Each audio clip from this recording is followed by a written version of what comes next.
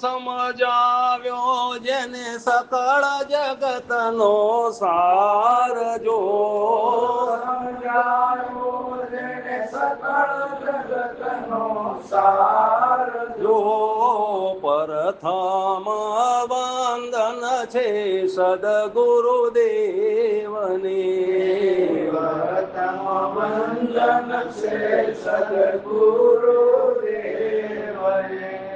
પ્રથમ વંદન છે સદગુરુદેવને કે જેને સમજાવ્યો સકળ જગતનો સાર. હવે તો આખા જગતનો આખા વિશ્વનો સાર શું? બે વસ્તુ છે, સાર છે, અસાર છે. તમારી પાસે, મારી પાસે, આ બધા બેઠા છે, બધાની પાસે બે વસ્તુ છે, એક જડ છે અને એક ચેતન છે. એક જડ અને એક ચેતન. આ દેખાય એ જડ અને જે આ બોલે એ ચેતન. વાહ એ બીજું કાંઈ છે? તો આ માયા જડ, માયા કે રૂપ કહીએ, દેખાય, જે કાંઈ દેખાતું હોય એ બધું જડ કહેવાય. અને જે દેખનારો, જે દ્રષ્ટા સાક્ષી છે એ ચેતન છે. કેવો છે? તો દરેકની પાસે સાર છે અને અસાર છે.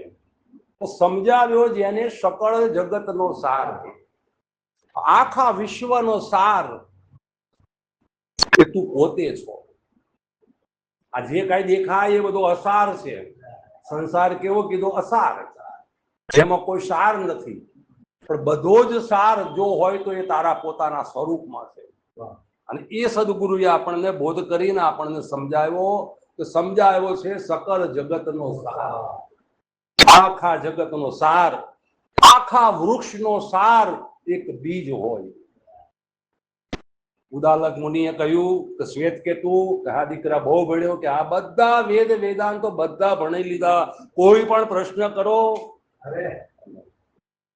ઉદાલક મુનિને એમ થઈ ગયું કે ઓ આમ તો પાવર આવી ગયો છે, 12 વર્ષ ભણીને આવ્યો કાશીમાં, અને તમે જે પૂછો એમ કે હા હું જે પૂછીશ એનો જવાબ હા બાપા. એમાં કાંઈક કહેવાનું હોય? પાકા ગુરુ મળી ગયા, પાકા વેદાંતો થઈ ગયા, બધા જ શાસ્ત્રો મારા કંઠસ્થ થઈ ગયા છે. એમ કે હા સારું. તો દીકરા એક જ પ્રશ્ન મારે તને પૂછવો છે કે એકને જાણવાથી બધું જણાઈ જાય એવું તને કઈ ખબર છે? એકને જાણવાથી બધું જણાઈ જાય એવી તને ખબર પડી? આવું તારા ગુરુએ તને શીખવાડ્યું? તારી માથે ખંજવાળવા માંડ્યા.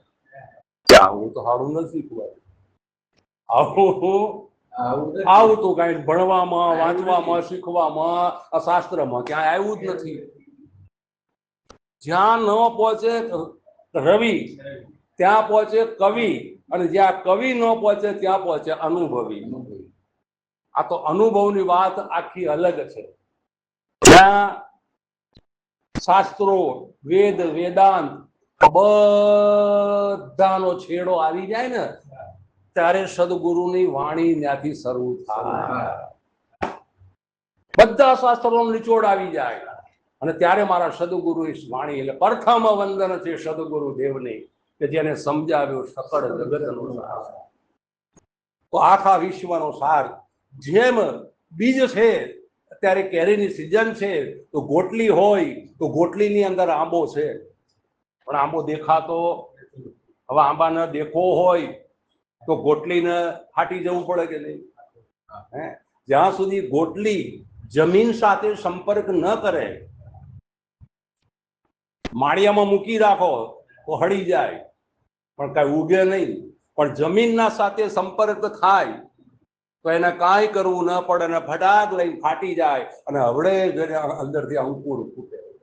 કાંઈ કરવું પડ્યું? અને ધીરે ધીરે ધીરે ધીરે ધીરે જે અદ્રશ્ય હતું એ દ્રશ્ય થયું. પેલા શું હતું? ગોટલી છે, અંદર આંબો છે, એવું આપણને અનુમાન હતું. પણ જ્યારે સદગુરુએ આ યુક્તિ કરીને કહ્યું કે બેટા આને તું જમીનમાં વાવ, એમ તું મારો શબ્દ તારી સુરતામાં રાખ. જ્યાં સુધી તું મારી સુરતામાં, તારા શબ્દને મારી સુરતામાં નહીં પકડાવે ત્યાં સુધી તને કોઈ કાળે જ્ઞાન નહીં. જેમ જમીનનો સંપર્ક થવાથી ગોટલીને કાંઈ કરવું પડ્યું નહીં અને અંકુર ફૂટ્યો, અને ધીરે ધીરે ધીરે જે નહોતું દેખાતું એ દેખાવા માંડ્યું, અને જે નહોતું, જે દેખાતું નહોતું એ અત્યારે હાજર થઈ ગયું. તો ગોટલી હવે દેખાતી બંધ થઈ ગઈ. ગોટલીનું શું થઈ ગયું? મૂળ. શું થઈ ગયું? એમાં રૂપાંતર આવી ગયું. એમ જગદીશ્વરનું રૂપાંતર થઈ ગયું. જે જગતનો તાત, જે જગતનો નાથ, જેને તમે ચેતન કયો, તત્વ કયો, પરમાત્મા કયો, આત્મા કયો, અને એ સર્વવ્યાપક જેમ મૂળ બધી બાજુ હોય એમ બધે ચોફેર થઈ ગયું ચારે બાજુ. કોઈ જગ્યા એવી નથી કે જ્યાં ન હોય. બરાબર? તો ધીરે ધીરે જેમ જેમ જેમ જેમ જેમ આ બહુ મોટો થતો ગયો, 2-4 વર્ષ થયા એટલે કાંઈ ન કરવું પડ્યું. અને એને પાછી કેરીઓ આવે કે ન આવી? તો કેરી આવી તો ભેગી ગોટલી આવી કે નહીં? એક બીજી એક કેરીની ગોટલીનું જ્ઞાન થતા આ યુક્તિ જુક્તિ સદગુરુએ બતાવી દીધી. તો એને આખા આંબામાં બધે જ એને એના કેરીના દર્શન થયા. હવે આ દુનિયાની અવળી રીત છે, આ જગતની રીત બધી ઉલટી છે. જે ઓલ્યું જે ગોટલી હતી ને એને ગોતવા નીકળ્યા છે, પણ આ આંબા આ કેરીએ ગોટલીઓ છે, આમાં હાજર છે, એને કોઈ પકડો, એને કોઈ ગોતતા નથી. અને ઓલા મૂળમાં મથા ખોદું અરે ન ખોદાય, આંબો પડી જાય. ખોદવાનું જે હાજર છે આ પ્રગટ. હવે આ કેરી આવી ગઈ છે અને આ કેરીની અંદર તું ખા અને આ રસ પી અને ગોટલી વધે તો ગોટલી પાછી દેખાય કે ન દેખાય? જે અદ્રશ્ય હતું એ દ્રશ્ય થયું અને જે દ્રશ્ય હતું એ પાછું અદ્રશ્ય થયું. પિતાશ્રી આવું તો મારા ગુરુએ નથી શીખવાડ્યું. મારા ગુરુએ મારા વેદોમાં, મારા શાસ્ત્રોમાં, ઉપનિષદોમાં આવું નથી આવ્યું. એમ કે હા બેટા તારે સાચી વાત, ગુરુના બાપાના પગે લાગી ગયો કે પિતાશ્રી મને માફ કરજો, મને અહંકાર આવી ગયો હતો. એમાં જ્ઞાનમાં અહંકાર બહુ મોટો છે. કોઈ સ્થૂળ અહંકાર તો કોઈ સૂક્ષ્મ અહંકાર, પણ જ્યાં હોય ત્યાં આપણને ભવોભવથી જો ભટકાડતો હોય તો આપણો અહંકાર છે. વસ્તુ એકની એક જ, પણ છતાં આને જીવ કહેવાય, આને શિવ કહેવાય. આ જીવ કોને કહેવાય? કે જેને અવિદ્યા છે. હું શરીર છું અને શરીર મારું છે, આ પિંડ હું છું, આવું કે છે એને જીવ કહેવાય. બીજો જીવ કોઈને આવતો જતો જોયો નથી, પણ દેહને મારું માની લીધું છે. એ જ મોટામાં મોટી અવિદ્યા છે, એ જ મોટામાં મોટું અજ્ઞાન છે. એટલે એ જીવને પોતે માની બેઠો છે એટલે છે શિવ, છતાં પણ જીવ બન્યો. હવે આ બેના વચમાં, જીવ અને શિવના વચમાં મોટામાં મોટો હોય તો અહંકાર. શું છે? જન્મો જન્મથી આપણને ફેરવનારો કોણ છે? આપણો કે બીજાનો? અજ્ઞાનીને તો અહંકાર હોય, પણ જ્ઞાનીઓને અહંકાર જોયા મેં. અજ્ઞાની હોય એમ તો હોય કે ભાઈ એને ખબર નથી, પણ જ્ઞાનીને અહંકાર સૂક્ષ્મ અહંકાર.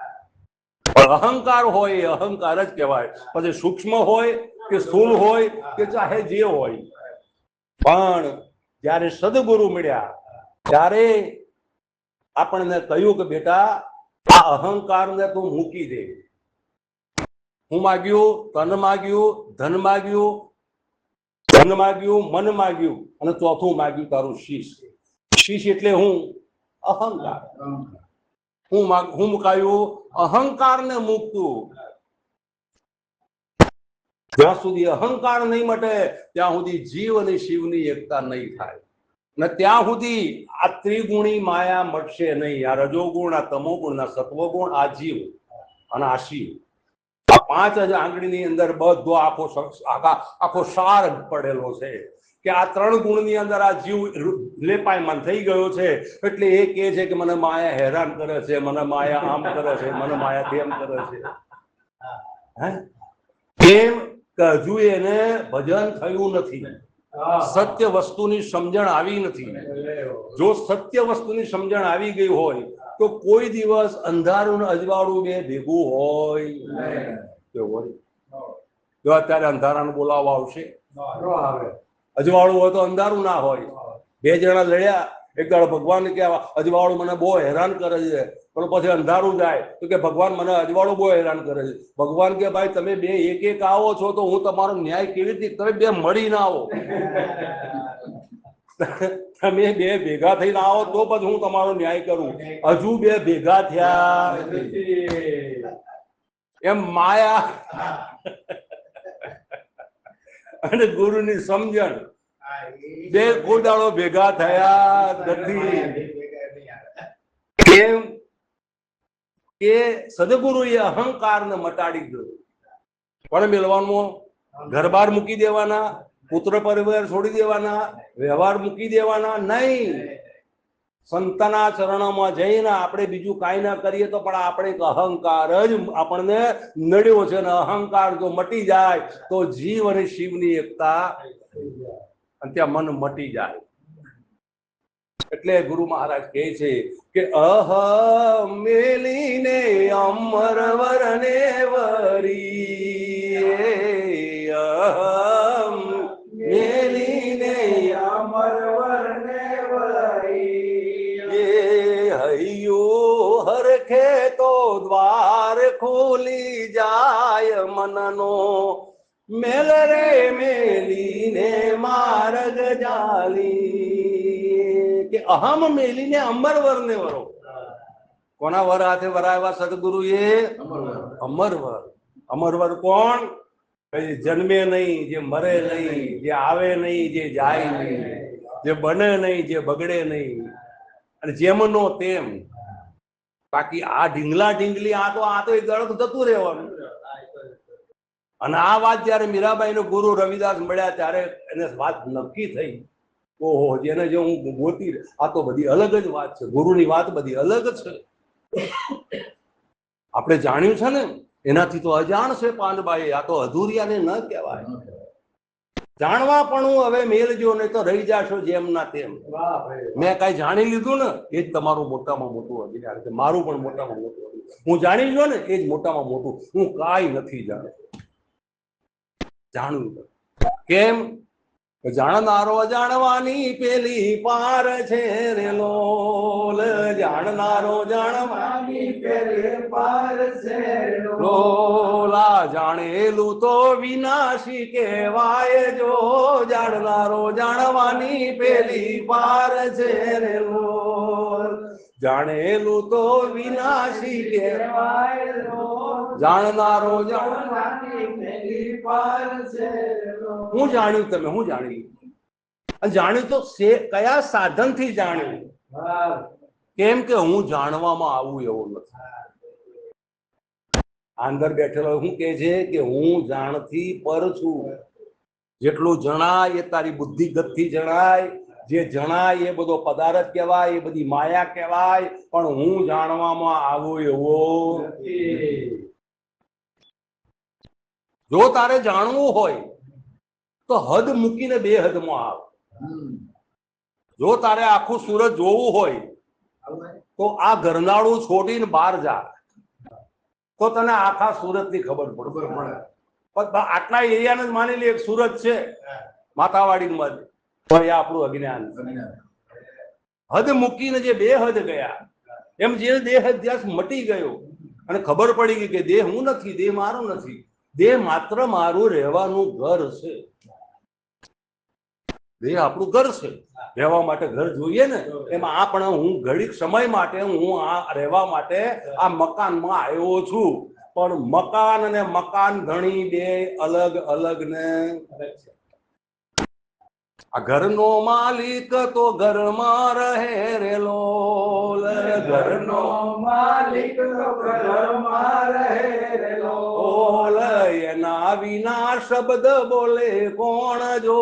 જાણનારો જાણવાની પેલી પાર છે રેલો. વિના શબ્દ બોલે કોણ જો. પેલી પાર છે. ઘરનો માલિક આ ઘરમાં છે તો આ બોલે છે. લા નીકળી ગયો, બોલાવો.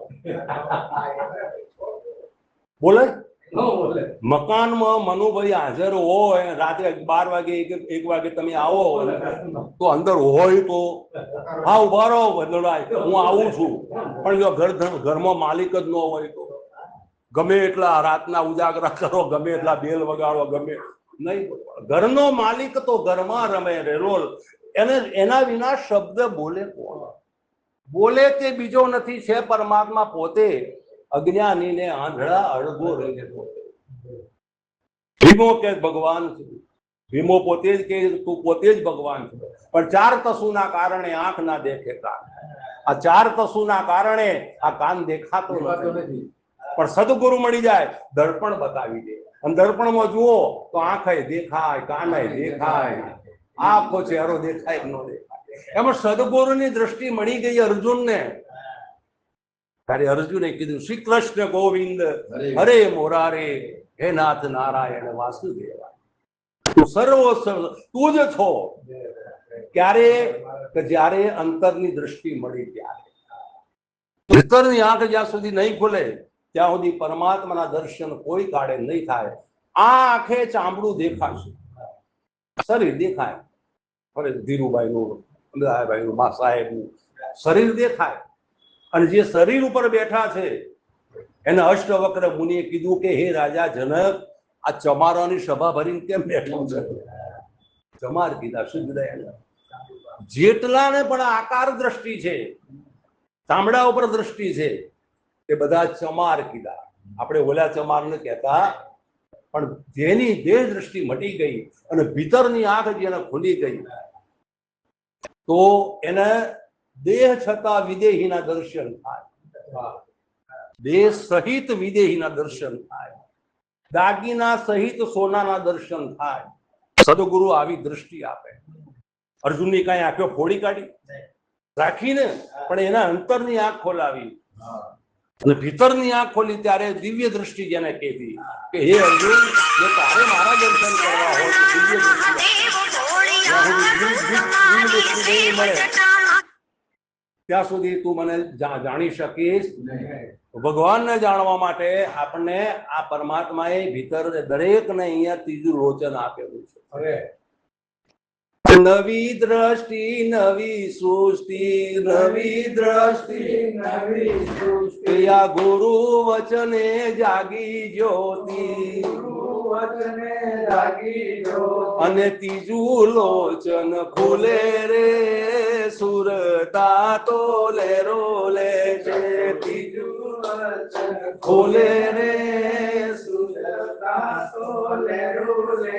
અરે શામળિયાની સાથે રે, સુરતા તો લેરો લે છે. સામળિયાની સાથે સુરતા તો લેરું લે. આ ત્રિવેણીના ઘાટે રે, અનુભવની વાતો કે છે. ઘાટે રે અનુભવની વાતો કે છે. નવી દ્રષ્ટિ નવી સૃષ્ટિ, ભગવાને નવી દ્રષ્ટિ આપી અર્જુનને. અરે જયારે નવી દ્રષ્ટિ મળી ગઈ ત્યારે મને મારા સિવાય કઈ દેખાતું નથી. સર્વદા સર્વની અંદર હું પોતે જ એકનો એક. કદાચ હું મારા ઘરે મોઢું જોઈને આવ્યો મારા દર્પણમાં, પછી હું ધીરુભાઈના ઘરે જાઉં, ચા પાણી કરાવો, ગુરુજી આવું દેખ, કદાચ મોઢું જોઉં દર્પણમાં જોઉં તો પછી દર્પણ બદલાઈ જાય, પણ મારું મોઢું બદલાઈ જાય. દર્પણ બદલાય પણ મોઢું ન બદલાય. એમ શરીર બદલાય પણ આત્મા ન બદલાય. આત્મા તો જેમનો તેમ. આત્મા પોતે જ અનુભવ રૂપ છે, એટલે એ અનુભવમાં ન આવે. અનુભવમાં નથી આવતો એનું કારણ શું છે કે આપણા પાસે જે મન છે, જે બુદ્ધિ છે, જે ચિત્ત છે, જે અહંકાર છે, જે કાંઈ બાવનનો વિસ્તાર છે, એ બધો સીમાવાળો છે, હદવાળો છે. અને પરમાત્મા ક્યાં બેઠા? અસીમ અને બેહદ. અને જ્યારે જેને હદ મટી ગઈ, જેને દેહ અધ્યાસ મટી ગયો, ત્યાં વાલો તો હાજર જ હતો. સરોવરમાં પાણી બહુ ટાઈમ ભરેલું રહ્યું એટલે માથે લીલ આવી ગઈ. લીલ આવી ગઈ એટલે પાણી દેખાતું બંધ થઈ ગયું. પણ ગુરુએ યુક્તિ કરી અને આમ કરી એટલે તરત જ લીલ આગી ગઈ એટલે પાણી તો હતું જ. એમ મનથી આશક્તિ હતી કે હું કીર્તિભાઈ છું, હું પ્રહલાદભાઈ છું, હું ગુરુ છું, તમે ચેલા છો. આ બધી શું છે? મનની બુદ્ધિની ઊભી કરેલી માત્ર કલ્પના છે. એમ આ માયા પણ ઊભી કરેલી માત્ર કલ્પના છે. માયા જાગીને જોવું તો જગત દિશે નહીં, ઊંઘમાં અટપટા ભોગ બધા ભાગે. પાસે ને નરસિંહ મહેતાએ કીધું, જાગ્યા હોય તો સપનું ના હોય, જો સપનું હોય તો ઊંઘેલા હોય. આ તમારે નક્કી કરી લેવા. તો કોઈ સદગુરુ પાસે જાય અને આનું નિવારણ કરી દો. કેમ કે એક તલવારની અંદર, એક મ્યાનની અંદર બે તલવાર નહીં રહે પ્રભુ, એક જ તલવાર રહે.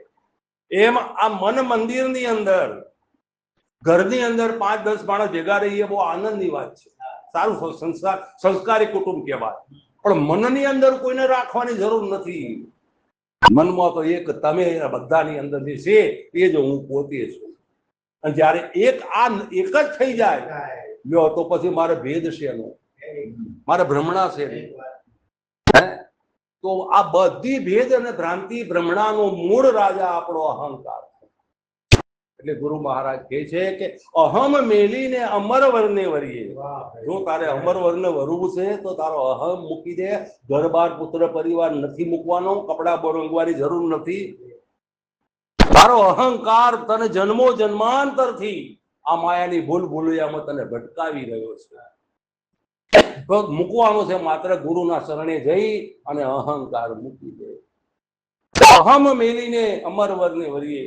જયારે અમરવરની વાત જયારે રવિદાસ મીરાબાઈને કહી, ત્યારે એને સાચી વાત સમજાવી. અને ત્યારે પછી મીરાબાઈએ કીધું કે માં, તું કે જે પરણી જા પરણી જા પરણી જા, આ વર આ છોકરો હારો છે, આ વર, પણ કે માં આવા વરને હું વરું? જો આજ વરું ને કાલ મરી જાય. સાચો વર તો મારો શામળો કે મારો ચૂડીનો ચાંદલો, બે અમર થઈ જાય. સદગુરુ કેવા બનાવી દે આપણને? અમર. તમે અમર છો જ, તમને બનાવવાના નથી, છો જ તમે, પણ એમાં નિષ્ઠા નથી બનતા, એમાં વિશ્વાસ નથી આવતો. હવે વળી આપણે હોતા છીએ, તમે જ છો. અને તમારાથી જુદો કોઈ મોટો હારો લાંબો ટૂંકો ભગવાન ક્યાંય તમને દેખાય, રાતે સપનામાં હોય તો મને ફોન કરજો, તો હું દર્શન કરવા આવી. પણ હજુ સુધી કોઈનો ફોન આવતો નથી. છે જ નહીં બીજો. સબકા માલિક, અને એ માલિક આમાં પ્રગટ થાય. નરસિંહ મહેતાના કામ કર્યા 52, તો કોને કર્યા? ઉપરથી ચક્કર ફેરવતા ફેરવતા આવ્યા હતા. નવગણ રાખ્યાગાર, આ રાખ્યાગાર હતા ને, એ એમના શિષ્ય હતા. અને બધું કાર્ય એ રાખ્યાગાર કરતા હતા. જુનાગઢના રાજા હતા. અને નરસિંહ મહેતાના બધો જ ખર્ચો જે કાંઈ થાય એ બધું રામ માંડલિક થઈ ગયા. રામ માંડલિક થઈ ગયા એ બધા, કારણ કે એમના શિષ્ય હતા. અને એના બધા કામ કોને કર્યા? રામ માંડલિકે કર્યા. એ આપણા જેવો શરીરે હતો, અને એ શરીરની અંદર પ્રગટ થયો. અને એમ થયું સાહેબને કે નાના પ્રહલાદભાઈનું કામ તો મારે કરવું પડશે. રોજ ભેગા એમ પ્રગટ થયો ને એમ કામ કર્યું. ઉપરથી ઉતરતો ચક્કર ફેરવતો ને ગજા લઈને આવે, પિતાંબર નહીં, આ બધી ભ્રમણાઓને ભાંગો. હૃદયમાં પ્રગટ થઈ જાય કે નહીં, મારે ધીરુભાઈ નું કામ કરવું છે. મારો ધીરુભાઈ, હું એક જ છું. અને જ્યાં એકત્વનો ભાવ આવે ત્યાં ત્રીજી વસ્તુ થાય, અને ત્યાં પ્રેમ ઉભો થાય. અને પ્રેમમાં વેમ નો હોય, બે નો હોય. જો તમારે ને મારે પ્રેમ થઈ ગયો હોય તો પછી ત્યાં વેમનો શબ્દ આવે નહીં. અને જો શબ્દ આવે તો સમજવાનું કે સાચો પ્રેમ થયો નથી. આ સત્ય સનાતન વાત. આવા વરને શું વરું? તો આજ વરુ ને કાલ મળી જાય. સાચો વર તો મારો શામળો કે મારો ચૂડીનો ચાંદલો, બે અમર. અમરની ઓળખાણ કરાવજો રે, અમરની ઓળખાણ કરાવજો રે. બીજું તે કાંઈ નવ માગુ રે ગુરુજી, અમરની ઓળખાણ કરાવજો રે. બીજું તે કાંઈ નવ માગુ રે ગુરુજી, અમરની ઓળખાણ કરાવજો રે. ખોળી ખોળીને બધે થાય ખાવ્યો રે, કોઈ કોઈને બધે ખાવ્યો રે આયો તમારા ચરણે ગુરુજી, અમરની ઓળખાણ કરાવજો રે, આયો તમારા ચરણે ગુરુજી, અમારી ઓળખાણ કરાવજો રે. કોની ઓળખાણ કરાવો? અમરની ઓળખાણ કરો. અમર કે જે મરે નહીં, જે જન્મે નહીં, જે આવે નહીં, જેને કાંઈ લાગે નહીં. આ જે બોલે છે એ અમર છે, અને જ્યાં દેખાય છે એ મરણ વાળું છે. આ દેખાય એ મરણ વાળું છે, એક દાડો ખલાસ થઈ જવાનું. પછી રામનું હોય, બ્રહ્માનું હોય, મારું હોય, તમારું હોય, કોઈ પણ નું હોય, આકાર જ્યાં બન્યો છે ત્યાં કાળ લાગેલો છે, અને ધીરે ધીરે ધીરે ધીરે કાળ આવી રહ્યો છે. કોઈ પણ રોગે ભોગે પણ એક દાડો આ આકાર જવાનો જવાનો ને જવાનો. એટલે આ મરણ વાળું કહેવાય, અને જે આ બોલે એ અમર કહેવાય. તો સદગુરુ પાસે જઈએ તો કોની ઓળખાણ કરાવીએ? અમરની. હા, અમર જે આ બોલી રહ્યો છે એ સત્ય સનાતન છે, એટલે ગુરુ અમરની ઓળખાણ કરાવજો. બીજું મારે તમારી પાસે કાંઈ જોતું નથી ગુરુ મહારાજ. જે છે દ્રષ્ટાનું દર્શન છે, દ્રષ્ટા કદી દ્રશ્ય થાય નહીં. એ જે દ્રષ્ટા છે ને આ દેહમાં દેહ, એ દ્રશ્ય ન થાય. થયું કે નહીં? તો આપણને જયારે આવા સદગુરુ મળી જાય તો ભીતરની અંદર અમરની અત્યારે હાલ ઓળખાણ થઈ જાય, અને અમરની ઓળખાણ થઈ જાય એટલે જન્મ મરણ ટળી જાય. કેમ? મૃત્યુનો ભય કેમ છે બધાને? મૃત્યુનો ભય છે ને, મનમાં મોટામાં મોટો ભય મૃત્યુનો પડ્યો છે. સદગુરુ એ ભય મટાડી દે ને અભય બનાવી દે, એનું નામ સદગુરુ કહેવાય. સદગુરુ બધું છોડાવે અને ગુરુ બધું પકડાવે. બસ ગુરુ મને સદગુરુમાં આટલો ગુરુ હોય એ પકડી રાખજો. હા, ધીરુભાઈ મુકતા નહીં. હા, ભલે જે થાય તૂટવું હોય તૂટી જાય, જન્મ જાવો જાય, પણ આપણે પકડ્યું છે મૂકવાનું. ત્યારે સદગુરુ બધું છોડાવી દે. સાહેબ છોડી દો, કાંઈ નથી આમાં, કાંઈ નથી, કાંઈ નથી. નેતી નેતી નેતી કરી બધું છોડાવી. બરાબર? તો કહેવાનું તાત્પર્ય એ થાય છે. શું વાત થતી હતી? માયાની. તો માયા છે જડ અને માલિક ચેતન છે. અરૂપ ઉપર રૂપનો આ બધો ખેલ છે. ગમ ના પડી એ ગુચવાયા, આ તો પ્રગટ છે બ્રહ્મની માયા. હમસે બ્રહ્મ और બ્રહ્મ સે માયા. મારાથી બ્રહ્મ છે. બ્રહ્મ કોને કહેવાય? આ શબ્દને બ્રહ્મ કહેવાય. જો હું છું તો આ શબ્દ બોલાય છે, જો હું ના હોઉં તો હમસે બ્રહ્મ, બ્રહ્મ, અને બ્રહ્મ સે માયા. આ બધું માયામાં બોલવું તો પડે ને. પરા પસંતી મધમાં વૈખરી થઈ અને શબ્દનો ઉચ્ચાર થાય છે. તો હમસે બ્રહ્મ और બ્રહ્મ સે માયા, માયા સે સબ સંસારા. આખો સંસાર કોનાથી છે? માયા છે. इस बिन हम है और हम सभी में, इस बिन में हम है, हम सभी में. ये वृक्ष बीज का उजारा. વૃક્ષ ના બીજનું બતાવ્યું ને તમને કે ગોટલીમાં વૃક્ષ અને વૃક્ષમાં ગોટલી. એમ સ્વરૂપ, સ્વ એટલે તું પોતે, અને રૂપ એટલે આ દેખાય. આ બે કેવા છે? અંગ સંગ છે. બે જુદા થાય એવા નથી, પણ જુદા ક્યાંથી કરવાના છે? મનથી. મનથી આસક્તિ તોડવાની છે.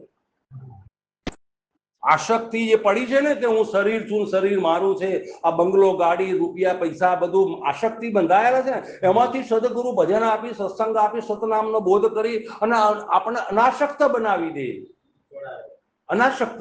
આ આસક્તિ બધી છોડી દો. કાંઈ નથી પ્રભુ, શું છે તારું? અને તું માને તો બધું તારું જ છે મારા ભગવાન. આખું વિશ્વ બધું તારું છે. આ તે જ બનાવ્યું છે, પણ તું ભૂલી પડ્યો છે. આ જ મનની ભૂલ ભૂલૈયા. મન આત્માની સ્ફૂર્ણામાંથી પ્રગટ થયું છે અને એ જ મન માયામાં ભટકી રહ્યું છે અને ભગવાનને ગોતી રહ્યું છે.